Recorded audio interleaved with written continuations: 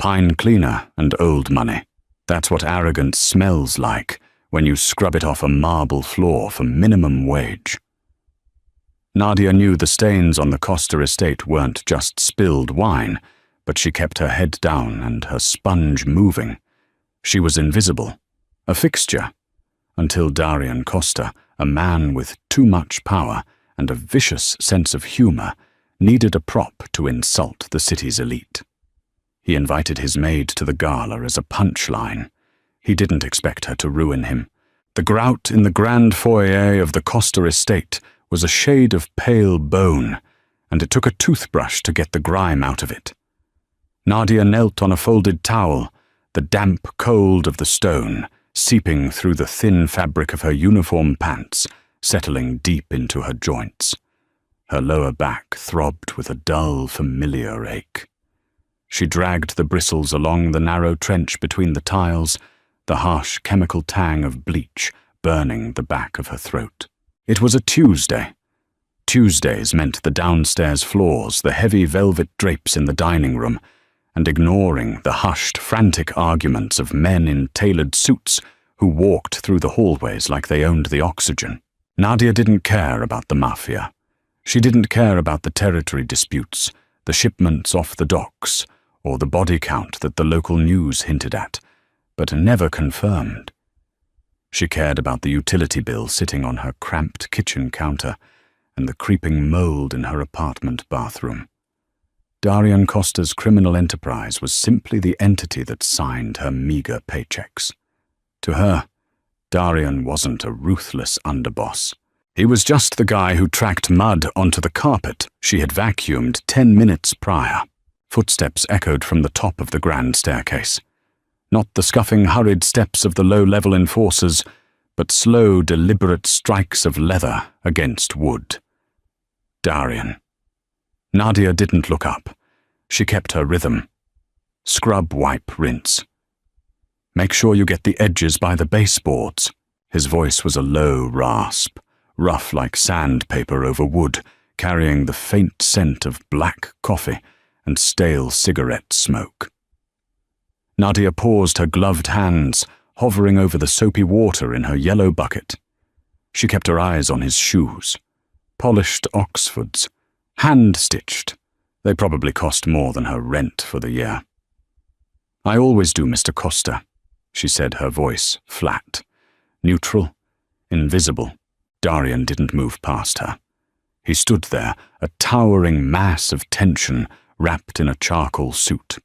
He let out a sharp, irritated breath, pulling a heavy silver phone from his pocket and checking a message. He typed something out, his thumb, hitting the screen with unnecessary force. "Pendleton is a pompous piece of shit," Darian muttered almost to himself. Nadia resumed scrubbing. It wasn't her place to agree or disagree with the boss's assessment of rival crime families or high society politicians. She was the help.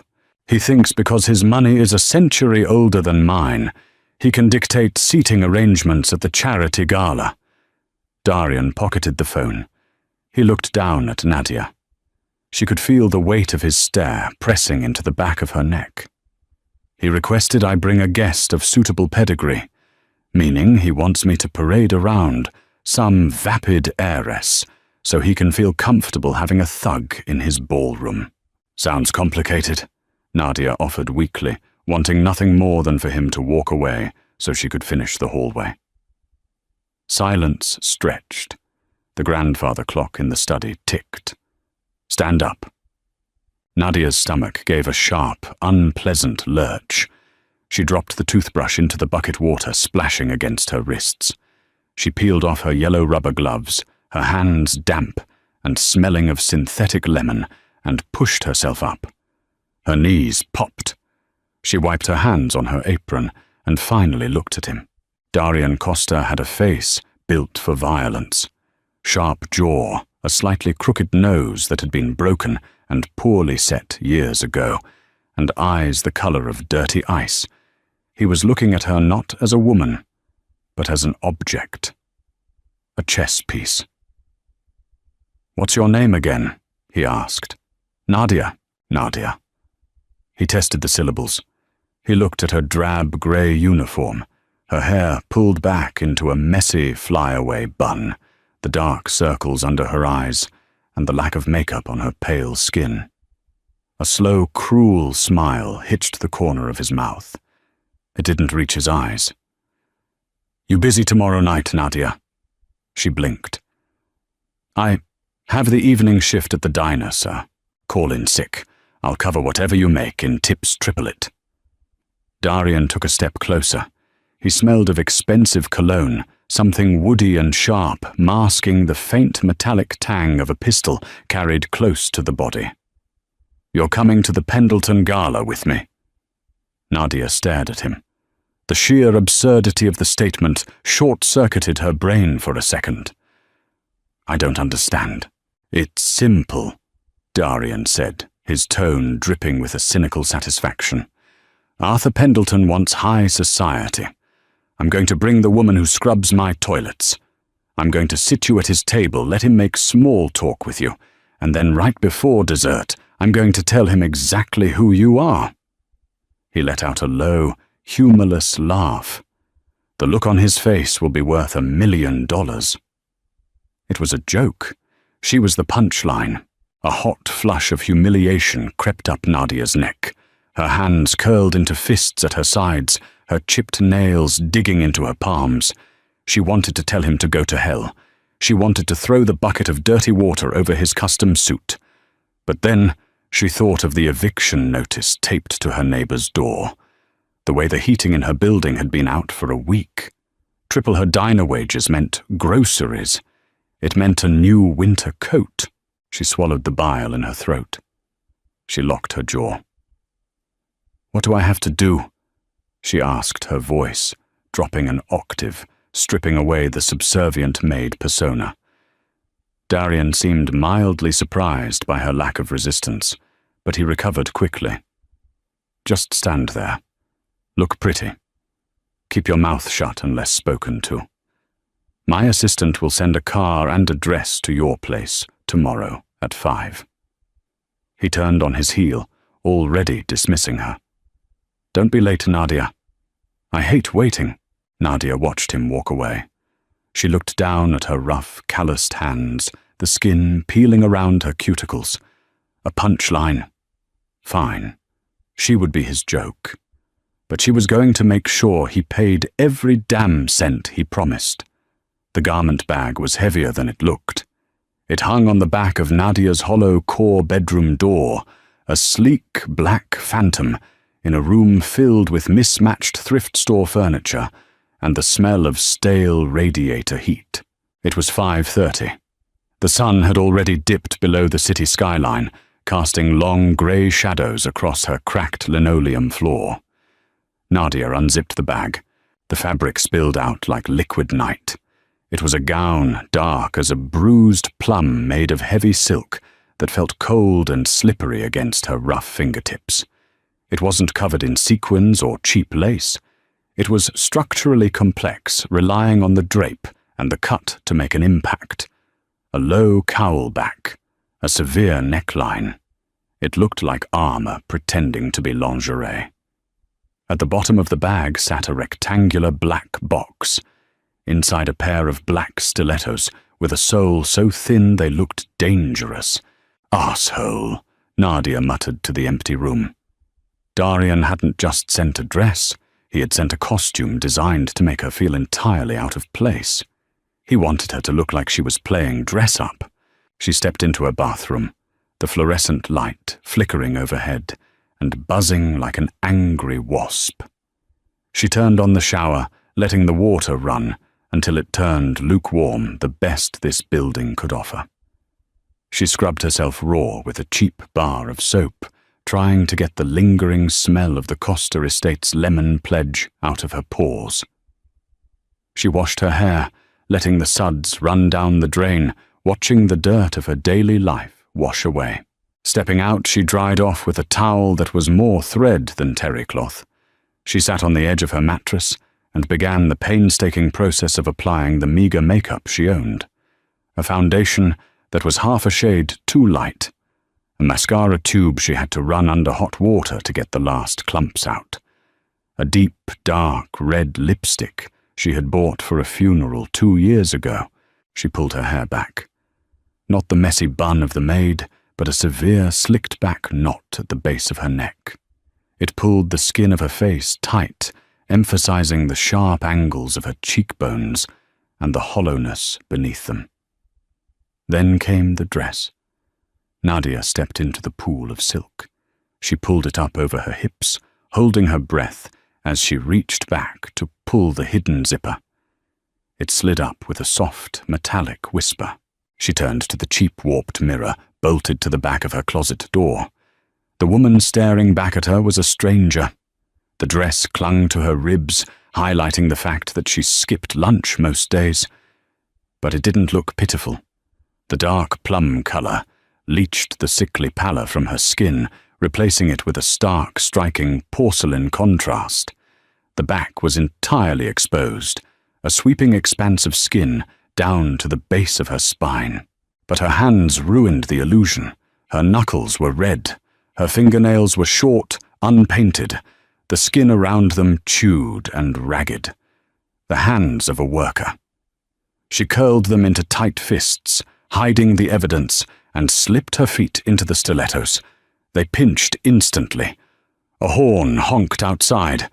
2 short, sharp blasts. Nadia grabbed a worn black trench coat, the only coat she owned, and walked out, locking the deadbolt behind her. The street was dark, the air biting cold. A massive black town car idled at the curb, its exhaust pluming in the freezing air. The back door opened as she approached.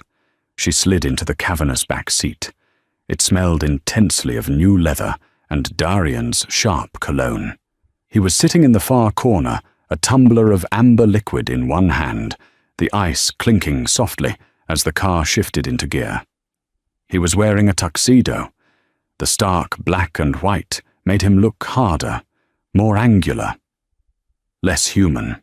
He didn't look at her as she settled into the seat, pulling her cheap coat tight around her shoulders. "You're late," he said to the window. "Your driver got lost." She lied, her voice steady. Darian finally turned his head. His eyes dragged over her. She saw the exact moment his brain registered the visual information. The sneer he had prepared faltered for a fraction of a second. His gaze dropped to the exposed curve of her neck, down to the sliver of dark silk, visible beneath the ratty trench coat. He frowned, a tiny crease appearing between his brows, as if a piece of a puzzle didn't fit. "Take the coat off," he ordered. "It's cold." "I don't care. Take it off.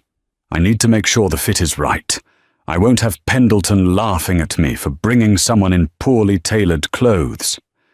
Nadia's jaw clenched. Slowly she shrugged the trench coat off her shoulders, letting it pool in her lap. The interior lights of the car washed over the dark plum silk. Darian stared. The silence in the car grew thick, heavy enough to choke on.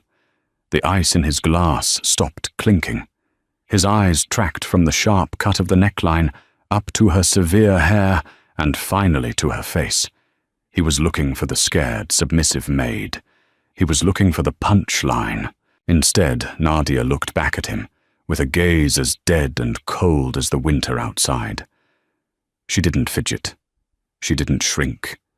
She just sat there, encased in his expensive silk, radiating a quiet, venomous hostility. Darian swallowed. He looked away, clearing his throat, his grip tightening on his glass. "It will do," he muttered, though his voice lacked the biting edge it had in the hallway yesterday. The rest of the ride was spent in suffocating silence. The streetlights flickered across Darian's face in rhythmic pulses. Nadia stared straight ahead, focusing on the pain in her toes to keep her heart rate down. She was terrified. She was walking into a room full of monsters holding the leash of the biggest one. But she wouldn't let him see her sweat. The Pendleton estate was a fortress of limestone and arrogance, situated on the edge of the city's most expensive district. The driveway was a sweeping arc, lined with imported winter pines, currently choked with a parade of Bentleys, Maybachs, and armored SUVs. When their town car finally jerked to a halt beneath the massive portico, Nadia felt a cold sweat break out along her spine. The noise hit her before the doors even opened. The dull roar of hundreds of conversations, the clatter of valet keys, the sharp, rapid-fire clicking of camera shutters from a designated press pen near the entrance. Darian tossed back the rest of his drink. He adjusted his cuffs, his face settling into a mask of pure, predatory boredom. The door was pulled open by a valet in a uniform nicer than Nadia's best clothes. The freezing night air rushed into the heated cabin, biting at her exposed skin. "Out!" Darian grunted, stepping out onto the cobblestones. Nadia took a breath that tasted like exhaust and expensive perfume. She left her trench coat on the seat. She swung her legs out the stilettos, finding unsteady purchase on the stone, and pushed herself up. The cameras flashed a blinding barrage of white light.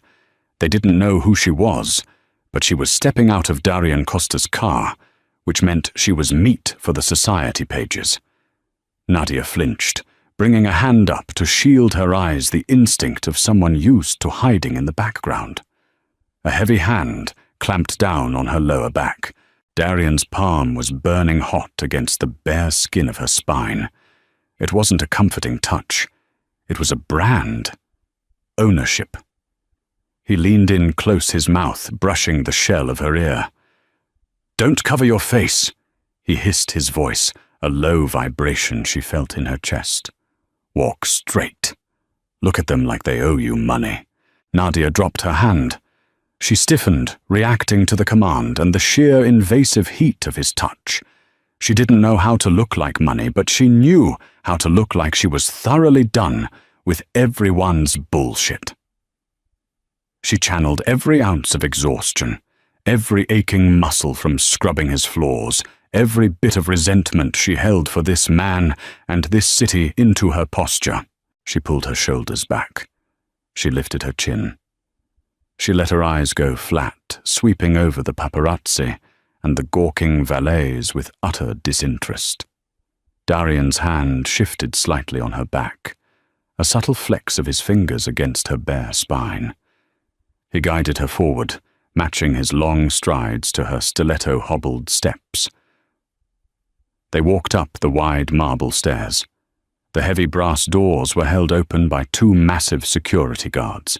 As they crossed the threshold, the sheer scale of the gala hit Nadia like a physical blow.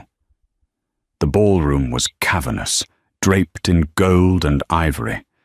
Crystal chandeliers the size of small cars hung from the vaulted ceiling, casting a warm, buttery light over the crowd. The air was thick with the scent of roasted duck, heavy floral centerpieces, and the sharp tang of expensive gin. It was a sea of velvet diamonds and tailored tuxedos, and the moment Darian Costa stepped into the room, a ripple of awareness moved through the crowd. Conversations died, heads turned, glasses were lowered. Nadia felt the weight of hundreds of eyes shifting from Darian to her. The scrutiny was microscopic. They were cataloguing her dress, analyzing her lack of jewelry, dissecting her severe hair. She felt naked. She wanted to bolt for the catering exit. She knew had to be in the back. But Darian's hand remained anchored to her back, an immovable force. "Smile," he murmured. "I'm not an actress," she muttered back through her teeth, barely moving her lips. "Just don't look like you're about to throw up." A man separated himself from the crowd and began walking toward them. He was older, distinguished with silver hair, perfectly coiffed, and a tuxedo that looked like it had been sewn onto his body. His smile was wide, bright, and entirely fake. Arthur Pendleton. "Darian," Arthur boomed his voice, carrying an affected mid-Atlantic accent. "I wasn't sure you'd actually brave civilized society tonight." "Arthur," Darian replied, his tone smooth, dangerous. "I wouldn't miss it. You know I love a good zoo." Arthur's smile tightened slightly, but he didn't rise to the bait. His gaze shifted immediately to Nadia. He looked her up and down, a practiced, assessing sweep. He was looking for the tell. He was waiting for her to stumble, to giggle nervously, to reveal herself as cheap arm candy. "And who is this?" Arthur asked, his tone dripping with condescending charm. "I don't believe we've been introduced. I know almost everyone in the city but your face. It's quite new." Darian opened his mouth. This was the moment. This was where he delivered the punchline. This was where he told the billionaire host that his esteemed guest was the woman who unclogged the Costa estate's drains. Nadia felt her heart hammering against her ribs like a trapped bird. She braced herself for the humiliation. But as Darian looked down at her, the words died in his throat. He saw her standing there under the blinding crystal chandeliers, the dark plum silk clinging to her, moving like liquid shadows, the severe hair emphasizing a face that wasn't classically pretty, but was arresting in its sharp, unforgiving structure. He saw the way she was looking at Arthur Pendleton, not with awe, not with fear, but with a cold, hollow detachment that mirrored the very aristocrats Arthur worshipped. She didn't look like a joke. She looked untouchable. Darian's jaw tightened. A strange, completely foreign sensation seized his chest, a territorial spike. The idea of degrading her in front of Pendleton suddenly left a foul taste in his mouth. "This," Darian said, his voice dropping, rougher than before. His hand slid from her back to grip her waist, pulling her flush against his side. "Is Nadia?" Arthur waited for a last name, a pedigree, a title. Darian offered nothing else. He just stared Arthur down, daring him to push. Arthur's eyes narrowed slightly. He looked at Nadia again, a flicker of genuine uncertainty crossing his polished features. "Well," Arthur said smoothly, recovering his poise. "A pleasure, Nadia. I hope Darian isn't boring you too much with his business talk." "Mr. Costa rarely talks," Nadia said, her voice surprisingly steady, the flat cadence of her usual speech sounding intentionally deadpan in this environment. "He mostly just glares." A few people standing nearby, who had been eavesdropping, let out startled, muffled laughs. Arthur blinked, caught off guard by the dry, unimpressed delivery. Darian froze. He looked down at her genuine shock breaking through his stoic mask. Nadia didn't look at him. She kept her eyes on Arthur, projecting the same exhausted indifference she felt while scrubbing the grout. To the high society crowd, it didn't look like fatigue. It looked like devastating, effortless power. She had just insulted the most feared man in the room to his face, and she hadn't even blinked. The dynamic shifted violently. The joke was dead. The punchline had vanished. Darian Costa pulled his maid closer to his side, his thumb digging into the silk at her waist, realizing with a sudden sharp clarity that he had brought a lit match into a room full of gasoline. The pain in Nadia's feet shifted from a dull ache to a sharp, rhythmic stabbing, syncing perfectly with the heavy thud of the bass from the string quartet playing a modern pop song in the corner. The stilettos were torture devices. Every step felt like driving a glass shard into her heel, but she didn't limp. Limping meant weakness, and in the 2 hours she had been circulating this ballroom with Darian Costa's hand clamped to her waist, Nadia had learned one absolute truth about high society. They were identical to the feral cats fighting over scraps behind her apartment building. If you showed a soft underbelly, they gutted you. "Keep moving," Darian murmured against her hair. The scent of his cologne, cedar and pepper was practically baked into her sinuses by now. "If I keep moving, I'm going to bleed on your shoes." She replied, her voice a flat murmur that barely carried over the clinking of champagne flutes. Darian's fingers twitched against the silk covering her hip. He didn't offer a reprieve, but his stride shortened by a fraction of an inch. A microscopic concession. He was off balance, and Nadia could feel it radiating off him. He had walked into this gala expecting a circus act. He wanted to parade his working-class Maid in front of the city's aristocrats, pull the rug out from under them, and laugh at their outrage. But Nadia had hijacked the joke. Her sheer exhausted apathy was being misread by every billionaire and socialite in the room as ultimate untouchable exclusivity. A woman in a sequined emerald gown intercepted them. She smelled overpoweringly of jasmine and gin. Her eyes were sharp, darting over Nadia's unadorned neck and the stark, severe lines of the plum dress. "Darian, darling," the woman purred, touching his forearm with manicured claws. "You've been hiding her. Who is this creature?" "Beatrice." Darian said, his tone perfectly neutral. "This is Nadia." Beatrice waited. Just like Arthur Pendleton had. When no pedigree was offered, her smile turned brittle. Just Nadia. How aggressively modern. "Tell me, darling, what do you do?" "Philanthropy, arts, curation." Nadia looked at Beatrice. She looked at the diamond tennis bracelet on the woman's wrist, easily worth enough to buy Nadia's apartment building and burn it to the ground for warmth. A hollow emptiness gnawed at Nadia's stomach. She hadn't eaten since 6 that morning, a heel of stale bread and black tea.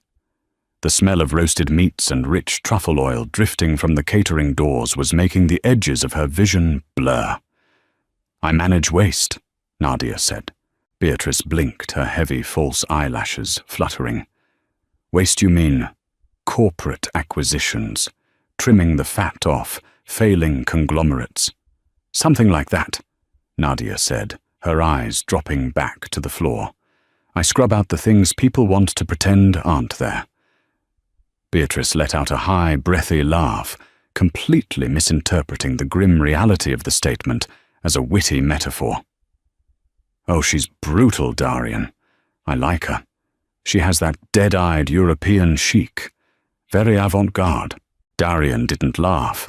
The hand on Nadia's waist tightened, pulling her so flush against him she could feel the hard line of his holster through his tuxedo jacket. "Excuse us, Beatrice," Darian said, his voice dropping an octave.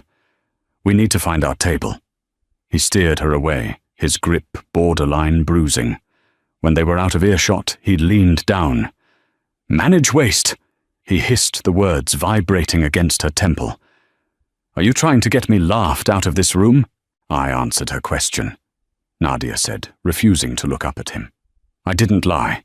If these idiots want to wrap my life in a bow and call it avant-garde, that's their problem, not mine." Darian stopped walking. He pulled her into a small alcove between 2 massive marble pillars, shielding them from the bulk of the crowd. The shadow of the pillar fell over his face, making the sharp angles of his jaw look like they were carved from stone. He stared at her. He was angry, yes. But beneath the anger was a turbulent, violent confusion. He looked at her pale skin, the dark circles under her eyes that the cheap makeup couldn't fully hide, the way her chest rose and fell in shallow, tight breaths. "You're shaking," he noted his voice, suddenly void of its usual biting sarcasm. "I'm starving," Nadia said bluntly. There was no point in lying. "I work on my feet for 10 hours a day, Mr. Costa. I clean your house. I work the diner grill. I don't eat caviar. I haven't had a meal today, and these shoes are taking skin off my heels. So excuse me if my performance isn't up to your standards." The words hung in the air, raw and ugly, a stark contrast to the glittering opulence surrounding them. Darian's eyes flicked down to her feet, then back up to her face. For a second, just a fraction of a heartbeat, the armor cracked. He looked like a man who had just realized he was holding a live wire. He didn't apologize. Men like Darian Costa didn't know the word. But he released her waist. "Wait here," he ordered. He turned and walked into the crowd. Nadia sagged against the cool marble of the pillar, closing her eyes. She pressed the palms of her hands against the freezing stone, grounding herself. She just needed to survive the dinner. 2 minutes later, Darian returned. In his left hand, he held a small, heavy, crystal tumbler of water. In his right, a linen napkin wrapped around something warm. He shoved them into her hands. Nadia looked down. Inside the napkin were 3 thick, warm rolls of bread from a passing catering tray. "Eat," he said, looking away, scanning the crowd as if standing guard. "Quickly, before the chimes ring for dinner." Nadia didn't hesitate. She tore into the bread, the soft, buttery carbs hitting her empty stomach like a revelation. It was the best thing she had ever tasted. She drank the water in one long, desperate gulp. When she finished, she wiped her mouth with the back of her wrist, a strictly blue-collar gesture that made Darian's jaw twitch. She balled up the linen napkin and held it out to him. He took it, tossing it casually onto a passing waiter's tray. "Better?" he asked, his tone rough. "Yes," she said. "Good." His hand returned to her waist, the heat of his palm seeping through the thin silk. "Don't embarrass me at the table." Table 1 was a circular slab of mahogany, positioned directly beneath the largest chandelier in the room. It was the epicenter of power in the city. Arthur Pendleton sat at the head, flanked by a state senator and a tech billionaire. Darian's name card placed him directly to Arthur's right. Nadia was seated beside Darian. The chair was heavy velvet. As she sat, the relief in her legs was so profound, she almost let out a pathetic whimper. But she locked her jaw, keeping her spine rigid. The table setting was a nightmare of silver. 4 forks to her left, 3 knives, and a spoon to her right. Above the plate, a dessert spoon and fork lay horizontally. A tiny knife rested on a bread plate. 5 different crystal glasses clustered by her right hand. Nadia stared at the arsenal of cutlery. A hot flush of panic began to crawl up her neck. She knew how to polish silver, not how to navigate it. If she picked up the wrong fork, the illusion would shatter. They would see the dirt under her fingernails, the cheap apartment, the eviction notice. The first course was served. A tiny seared scallop sitting in a pool of dark, oily sauce, topped with a dollop of black caviar. Conversation around the table ignited a rapid-fire exchange of stock portfolios, zoning permits and offshore accounts. Nadia kept her hands firmly in her lap, her knuckles white. She watched the senator's wife, waiting to see which fork she grabbed. Before she could track the movement, a heavy, warm presence leaned into her space. Darian didn't look at her. He was deep in conversation with Arthur, nodding slowly at something the older man said. But beneath the edge of the table, out of sight of the others, his left hand moved. His large, calloused fingers brushed against the back of her hand, resting in her lap. The touch was electric, jarring against her cold skin. He slid his hand up, finding her wrist, and gave it a brief, firm squeeze. Then, on the tabletop, he casually picked up the small, 3-pronged fork furthest to the outside left. He didn't use it. He just held it, tapping it softly against the linen tablecloth while he spoke to Arthur. The outside fork. Nadia swallowed hard. She reached out her hand, trembling just a fraction, and picked up her own outside fork. The dinner progressed in a grueling, tense rhythm. Every time a new course arrived, a strange, gelatinous soup, a slab of Wagyu beef the size of a matchbox, Darian subtly telegraphed the correct utensil. A tap of his knife, a shift of his spoon. He never broke his conversation with the billionaires. He never looked at her. It was a silent, bizarre choreography between a mob boss and his maid, hidden in plain sight. It felt like control, but it also felt terrifyingly like protection. By the time the main course plates were cleared, the wine had loosened tongues. The tech billionaire, a man named Conrad, with slicked-back hair and a cruel smile, leaned across the table, fixing his gaze on Nadia. So, Nadia. Conrad slurred slightly, swirling a glass of deep red Bordeaux. Beatrice tells me you're in the waste management business. Sounds incredibly grim. The table quieted. Arthur leaned back, watching with sharp, predatory eyes. Darian went entirely still beside her. It pays the bills, Nadia said, her voice flat. But where does one acquire a taste for such a brutal industry? Conrad pressed a mocking lilt in his voice. Darian won't tell us a damn thing about your background. Where did you study? What's your family name? You sit here looking like a queen holding court, but you haven't contributed a single thought to the conversation all night. The silence at the table thickened into cement. Darian's hand moved from the tabletop, dropping down to his lap. Nadia felt the sudden absence of his presence beside her, the shift in his posture, signaling violence. He was going to end it. He was going to stand up, flip the table, or deliver the punchline. Nadia didn't let him. She met Conrad's mocking stare. She didn't blink. She thought about the mold in her bathroom. She thought about the smell of bleach. She thought about how much she hated these people who played with human lives like poker chips. I don't contribute Conrad because I find your conversation incredibly boring, Nadia said. Someone at the table choked on their wine. Arthur's eyebrows shot to his hairline. Boring. Conrad bristled his face, flushing dark red. Yes, Nadia said, her voice steady cold and echoing with the exhaustion of 100 double shifts.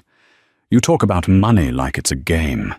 You talk about zoning permits that will displace hundreds of families like it's a chess move. You ask about my pedigree because you need to put me in a box so you can decide if I'm worth your respect. She picked up her wine glass by the stem. Her chipped nail polish was suddenly visible in the harsh chandelier light. But she didn't hide it. I grew up on the east side. Nadia continued the truth, slipping out like a blade. I learned my trade on my hands and knees, scrubbing up messes made by men exactly like you. Men who think wealth makes them immortal. She took a slow sip of the wine. It tasted like ash and berries. I don't have a family name that matters, but I know exactly what you all look like when the lights go out. She set the glass down. The click of the crystal against the table sounded like a gunshot.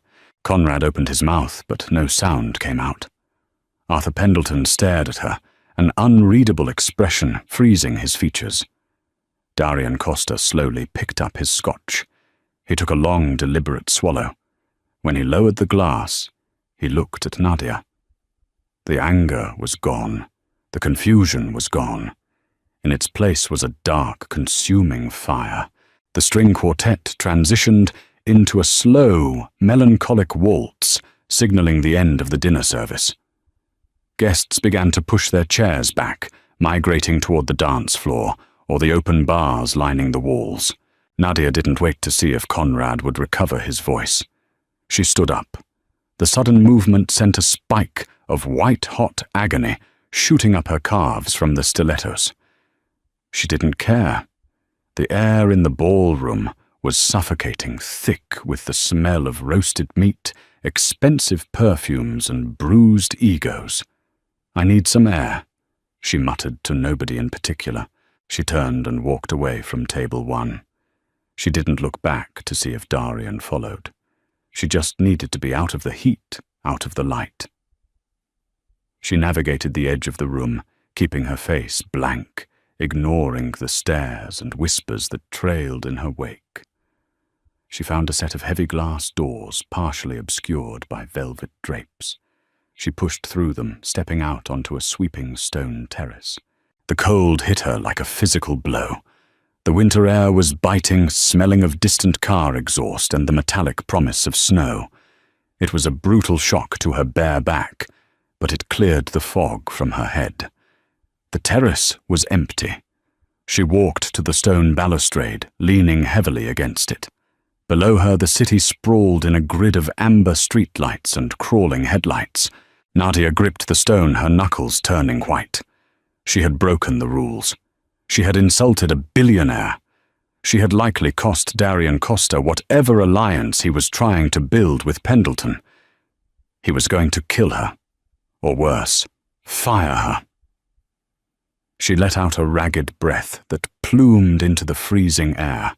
Slowly, painfully, she reached down. She unbuckled the thin, vicious strap of the left stiletto. She pulled it off. The relief was so absolute she nearly sobbed. She took off the right one. She stood barefoot on the freezing limestone flags. The cold seeped up through the soles of her feet, numbing the blisters and the aching arches. It was a sharp, grounding pain. Real pain.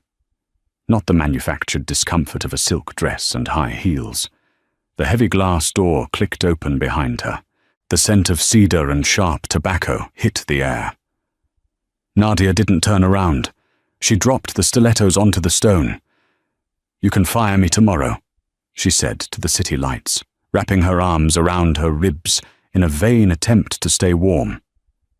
"Or you can tell your driver to leave me here. I'll walk home."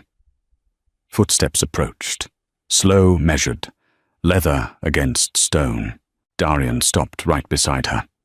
He didn't speak. He pulled a silver lighter from his tuxedo pocket and a crushed pack of cigarettes. The lighter clicked the flame, casting a harsh orange glow over his rugged profile. He took a drag, the cherry burning bright in the darkness. "Pendleton just asked me if I plan on marrying you," Darian said, quietly, exhaling a plume of white smoke. Nadia turned her head. She stared at him, incredulous. "What? Conrad thinks you're an undercover federal agent," Darian continued, his voice devoid of humor, "and Beatrice is currently telling anyone who will listen that you are the exiled bastard daughter of a Russian oligarch." He turned to look at her. His eyes were dark, unreadable, in the shadows of the terrace. "You tore them to shreds, Nadia. You looked at a table full of men who could destroy your life with a phone call, and you looked bored doing it." "I was angry," Nadia snapped, her teeth beginning to chatter from the cold. "They treat people like dirt." "So do I." "Yes," she said, holding his gaze. "You do." Darian flinched. It was a microscopic movement, but Nadia caught it. He looked down. He looked at the discarded stilettos. Then his eyes traced the line of her bare legs, down to her feet, planted firmly on the freezing stone. He noticed the blood. A small dark smear on her heel where the shoe had rubbed the skin raw. He swore softly under his breath. He took one last drag of the cigarette and flicked it over the balcony. Without a word, he took off his custom tuxedo jacket. He stepped behind her and draped the heavy wool over her shoulders. The jacket retained the heat of his body. It was massive on her, engulfing her upper half, smelling intensely of him. Nadia stiffened, confused by the gesture. Darian didn't step back. He stood close behind her, his hands resting lightly on the shoulders of the jacket, trapping her between his chest and the stone balustrade. "Why didn't you do it?" Nadia asked, the words forced out through her chattering teeth. "Why didn't you tell them I was your maid? That was the whole point of this. The punchline." Darian stared out at the city. The silence stretched, filled only by the distant hum of traffic and the faint, muffled thumping of the bass from inside the ballroom. "Because," Darian said slowly, his voice dropping to a low, raw rasp. "I realized halfway through the night that the joke was on me." He stepped closer, the space between them vanishing. He reached down his large hand, gently taking one of hers. He didn't look at the city anymore. He looked at her hand, at the short, unpainted nails, at the rough calluses on her palms from gripping the mop handle, at the redness around her knuckles from the bleach. He ran his thumb over the callus on her index finger. The contrast was staggering, his immaculate, manicured hands, clean except for the blood he washed off in private, and her rough, battered hands stained by the honest, brutal labor of keeping his world clean. "They don't deserve the truth about you," Darian murmured, his thumb still tracing the rough skin of her palm. "You're the only real thing in that room." Nadia's breath hitched. The cold had vanished, replaced by a suffocating, dangerous heat. This wasn't the script. He was a monster, and she was the help. But standing in the freezing dark, draped in his coat, holding his hand, the lines were blurring into something terrifying. Darian slowly turned her hand over his eyes, lifting from her knuckles to meet hers. The look in his eyes wasn't a joke anymore. It was a hunger deeper and far more dangerous than anything she had felt all night. Nadia pulled her hand away. She didn't snatch it back like a frightened animal, but withdrew it with deliberate, even force. She didn't trust the heat in his eyes. In her world, heat was just another word for getting burned. Darian let her go without resistance, his hand falling back to his side. The sudden absence of his touch left her skin acutely aware of the freezing air. She pulled his heavy wool tuxedo jacket tighter around her chest, the cedar and tobacco scent of him wrapping around her throat. "We're leaving," Darian said. He didn't ask. He didn't suggest. He turned toward the heavy glass doors, pulling a sleek two-way radio from his inner pocket. "Leo, bring the car to the South Service exit. 2 minutes." He didn't make her walk back through the ballroom. He didn't subject her to the predatory stares of Pendleton's guests or the blinding flash of the press pit. Instead, he led her down a narrow, unlit flight of stone stairs reserved for the catering staff. Nadia carried the vicious stilettos in one hand, her bare feet slapping quietly against the freezing concrete. The grit and dirt of the utility stairwell stuck to her soles. It felt infinitely more familiar than the Persian rugs upstairs. The town car was idling in the alleyway, exhaust pluming white in the dark. Leo, a broad-shouldered driver with a scarred neck, had the back door open before they even cleared the shadows. Nadia slid into the back seat. The heater was blasting the sudden rush of warm air, making her shiver violently as her body desperately tried to regulate its temperature. Darian got in beside her. The heavy door slammed shut, cutting off the city noise, sealing them in a soundproof leather vault. "The estate boss?" Leo asked, his eyes catching Darian's in the rearview mirror. "No," Darian said, his voice exhausted. "The downtown penthouse." Nadia's head snapped toward him. "My apartment is on 43rd.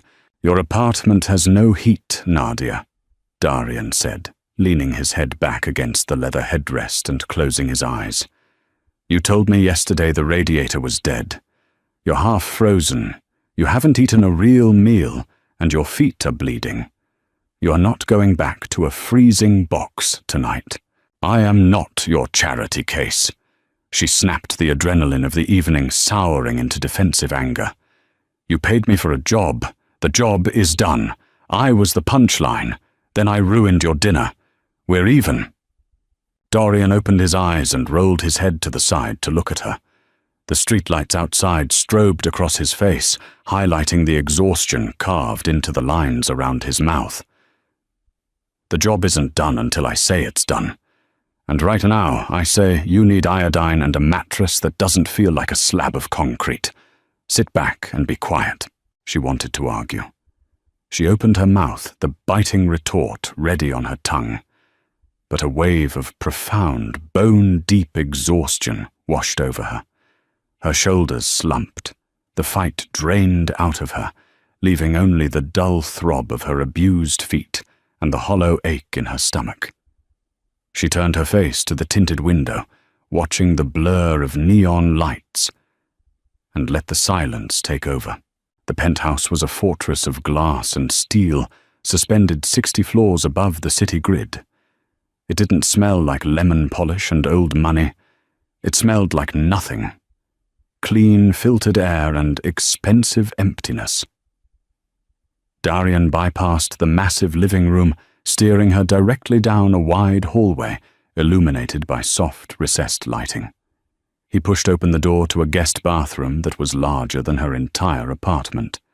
The floor was heated marble. "Sit!" He pointed to the edge of the sunken garden tub. Nadia sat. She was too tired to put up the facade of defiance.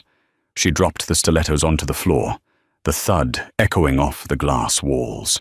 Darian didn't call for a maid. He didn't call for staff. He stripped off his holster, placing the heavy black firearm on the granite vanity. Then he rolled up the crisp white sleeves of his dress shirt, exposing thick forearms, corded with muscle and faded ink. He opened a cabinet, retrieving a white first aid box and a thick cotton towel. He walked over to her, and then the man who dictated the criminal heartbeat of the eastern seaboard dropped to his knees on the bathroom floor.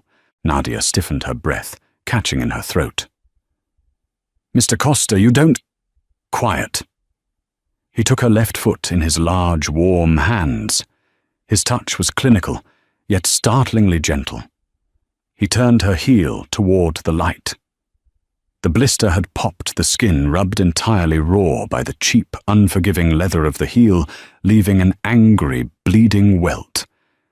He wet a washcloth with warm water and soap. "This is going to sting." He didn't wait for her to brace herself. He pressed the damp cloth against the raw skin. Nadia hissed her toes, curling involuntarily, her hands gripping the edge of the tub. Darian's thumb stroked the arch of her foot, a steadying, unconscious gesture that sent a jolt of heat straight up her leg. "Conrad and his friends," Darian said, quietly, his voice echoing off the marble as he worked. "They build their empires on paper. Stocks, bonds, promises. They don't know what it costs to actually build something from the dirt." He tossed the bloody washcloth into the sink and opened a small brown bottle of iodine. He soaked a cotton pad. "You build an empire from the dirt you learn to respect the people who have to dig in it," he muttered. He pressed the iodine to the wound. Nadia flinched hard, a sharp gasp escaping her lips. Darian paused, his hand tightening slightly on her ankle to keep her from pulling away. He looked up, his pale, dirty ice eyes locking onto hers. The physical proximity was suffocating. She was looking down at him, but she had never felt more thoroughly dismantled. "You were magnificent tonight, Nadia." He said the words, stripped of all his usual sarcasm, raw and entirely genuine. You bled them dry without raising your voice. He taped a thick, sterile bandage over her heel, his fingers lingering on her skin for a fraction of a second longer than necessary. Then he moved to her other foot. "I didn't do it for you," she said, her voice barely a whisper, fighting the strange tightness in her chest. "I know," he replied, finishing the second bandage.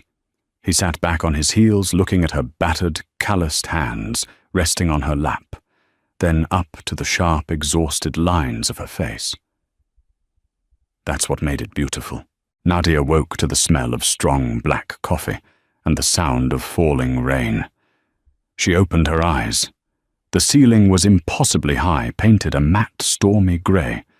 The sheets tangling around her legs were silk, heavy and cool against her skin. It took her brain several agonizing seconds to boot up to sort through the fragmented memories of the night before the freezing terrace, the smell of cedar Darian Costa, kneeling on the bathroom floor. She sat up. Her head pounded a dull rhythmic ache from the cheap wine and the severe crash of adrenaline. She was wearing one of Darian's dark grey t-shirts. She vaguely remembered him tossing it to her before pointing her toward this bedroom, telling her to lock the door if it made her feel better. She hadn't. She swung her legs over the edge of the bed. Her feet hit the plush rug. The bandages on her heels pulled tight, but the sharp, stabbing pain of the stilettos was gone. Nadia walked out of the bedroom, her bare feet silent on the hardwood floors. The penthouse was wrapped in floor-to-ceiling windows, looking out over a city drowned in a torrential morning downpour. The sky was the color of a bruised iron pan. Darian was in the kitchen. He was still wearing the tuxedo trousers from last night, but he had swapped the dress shirt for a black thermal Henley that stretched tight across his broad shoulders. He stood at the marble island, a phone pressed to his ear, a steaming mug of coffee in his free hand. He didn't look like a man who had hosted a charity gala. He looked like a man preparing for a war. Nadia stopped at the edge of the hallway, hovering in the shadow, not wanting to intrude. But Darian's voice carried deep and resonant in the quiet apartment. "I don't give a damn about the optics, Arthur," Darian growled into the phone. "Conrad disrespected a guest at my table. In my world, that requires teeth. In yours, apparently, it requires an apology. We have a fundamental incompatibility." A pause. Nadia could hear the faint, tinny squawk of Pendleton's frantic voice through the receiver. Darian took a slow sip of his coffee. His eyes flicked up, catching Nadia standing in the hallway. He didn't look away. His gaze locked onto hers, burning right through the oversized t-shirt, through the exhaustion, straight to the core of her. "No, Arthur, you listen to me," Darian said, his voice dropping into a register that made the hair on Nadia's arms stand up. It was the voice of the underboss, the predator. "I am pulling my backing from Conrad's waterfront development project, effective immediately. I'm liquidating my shares in his holding company by noon. By the time the market closes today, his stock is going to drop so fast he'll be feeling the G-force in his teeth." Another frantic, louder squawk from the phone. Pendleton was panicking. "If that exposes your political action committee, Arthur, then you better start finding some new donors," Darian continued, absolutely ruthless. "You wanted my money because it's heavy, but you forgot that heavy things sink. Tell Conrad he can go back to begging the banks. We're done." Darian ended the call. He tossed the silver phone onto the marble counter. The clatter echoed sharply. He looked at Nadia. She stepped into the light of the kitchen. She crossed her arms over her chest, suddenly, intensely aware of her bare legs and the messy, unkempt state of her hair. "You just tanked a multi-million-dollar real estate deal," she said, her voice rough from sleep. "I just bankrupted a parasite," Darian corrected, pouring a second mug of coffee from the glass carafe. He pushed it across the marble island toward her. "Conrad overleveraged his assets, thinking he had my capital to cushion his fall. He doesn't. By tomorrow, he'll be selling his wife's jewelry to make payroll." Nadia walked slowly to the island. She picked up the mug. The porcelain was warm against her cold palms. She took a sip. It was black, bitter, and exactly what she needed. "Why?" she asked, looking at him over the rim of the cup. "You brought me there to humiliate them. You were going to use me as a prop to prove a point.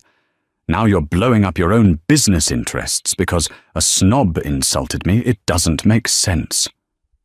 "It makes perfect sense," Darian said. He leaned his forearms on the counter, closing the distance between them. "I brought a maid to a gala to mock them. But the woman sitting at that table wasn't a maid.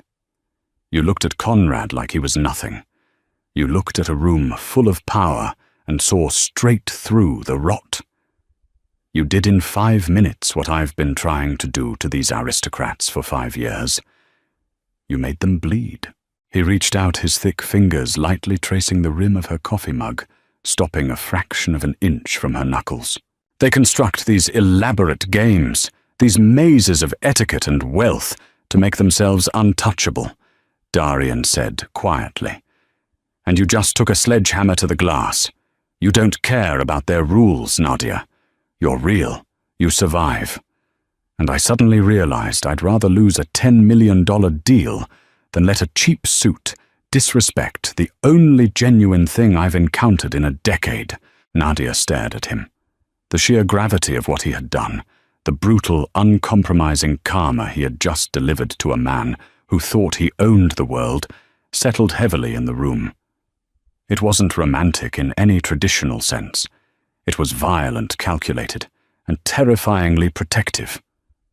"So," she said, her voice barely above a whisper, "Conrad loses his waterfront, Pendleton loses his funding. And they learn," Darian finished, his eyes darkening, "that the help occasionally bites back." The rain hit the massive floor-to-ceiling windows in heavy rhythmic sheets, blurring the city skyline into a smear of grey and slate. Inside the kitchen, the air was thick, charged with the kind of static electricity that precedes a lightning strike. Nadia set her coffee mug down. The click of the ceramic against the marble sounded unnaturally loud. She looked down at her hands. The calluses were still there. The bleach stains around her cuticles hadn't magically washed away in the expensive shower. She was still Nadia. And the man standing across from her was still a monster who destroyed lives with a phone call. "I need my clothes," she said, breaking the heavy silence. "My uniform. My trench coat." Darian didn't move. He watched her carefully. "They're in the laundry room. Leo had them cleaned last night." He paused. "You don't need the uniform anymore, Nadia." "I have a shift at the diner at 4, she replied, keeping her tone flat, practical. "And Tuesday is the downstairs floors at the estate." "You're not scrubbing my floors anymore," Darian said, his voice hardening. It wasn't a suggestion. It was an edict. Nadia's head snapped up. Her eyes flashed with sudden fierce pride. "I told you I am not your charity case. You think because you put a bandage on my foot and ruined a billionaire's day that I'm just going to move in here and be your kept woman. I earn my keep. I don't owe you anything. I never said you owed me." Darian shot back, stepping around the kitchen island. He invaded her space, his towering frame casting a shadow over her. He stopped just inches away, so close she could feel the heat radiating off his chest, could smell the sharp tang of coffee on his breath. "And I would never insult you by treating you like charity." Nadia stood her ground, tilting her chin up to meet his glare. "Then what is this, Mr. Costa? Because I don't know the rules of this game." "There is no game," Darian said, his voice dropping into a low, raw register. "I watched you last night. I watched you navigate a shark tank without spilling a drop of blood. You have a spine made of iron and a mouth that could cut glass. You see things, you see the angles, the rot, the weakness in people. You saw through Arthur. You saw through Conrad." He leaned in closer, his gaze dropping to her lips before snapping back up to her eyes. "You see through me." Nadia's breath hitched. She couldn't deny it. She knew the violence he was capable of, but she also knew the surprising stark gentleness of his hands on her bleeding feet. She saw the contradiction, and it terrified her how much it pulled her in. "I need someone I can trust." Darian continued the admission, seemingly dragged out of him against his will. "In my organization, everyone smiles at me because they're terrified or because they want a piece of the pie. I am surrounded by yes-men and jackals. I need someone who isn't afraid to look me in the eye and tell me when I'm being a fool. I need someone who understands the dirt." He raised his hand. He didn't grab her. He just lightly ran the back of his knuckles down the side of her cheek. The contrast of his rough skin against her face made her shiver. "I don't want a maid, Nadia," he murmured. "I want a partner. Someone to manage the assets that require a cynical touch. You want to earn your keep fine. I'll triple your diner salary and you work for me." not on your knees with a sponge. In a chair across a desk, Nadia stared at him. Her heart was hammering a frantic rhythm against her ribs. He wasn't offering her a fairy tale. He was offering her a descent into the underworld. He was offering her power. She looked at the city outside, battered by the rain. She thought about the mold in her apartment. She thought about the endless numbing ache in her lower back from hauling yellow buckets of dirty water. And then she looked back at Darian Costa, a man composed entirely of sharp edges who had just burned a small fortune to the ground simply because someone had spoken down to her. She didn't smile. She didn't throw her arms around his neck. That wasn't who she was. No more lemon polish, she said, her voice steady, negotiating her terms. Darian's eyes darkened with a sudden intense heat. A slow, dangerous smirk finally broke through his stoic mask. No more lemon polish. I keep my apartment until I find a place I can pay for myself, she added, refusing to yield the high ground. Agreed. And if you ever try to use me as a punchline again, Nadia said, taking a half step forward, closing the final inch of space between them until her chest brushed against his. I will take that sledgehammer to your glass house, Darian.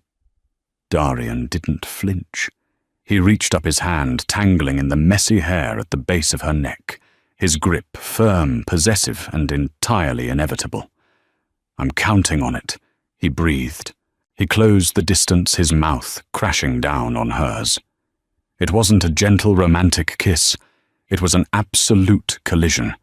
It tasted like bitter coffee, lingering adrenaline, and the violent clash of two worlds colliding. Nadia grabbed the fabric of his shirt, her fists clenching tight, anchoring herself in the storm. She kissed him back with all the pent-up frustration, anger, and starved hunger of a woman who had finally stepped out of the background and into the fire. The gala was over. The joke was dead. But the real game had just begun.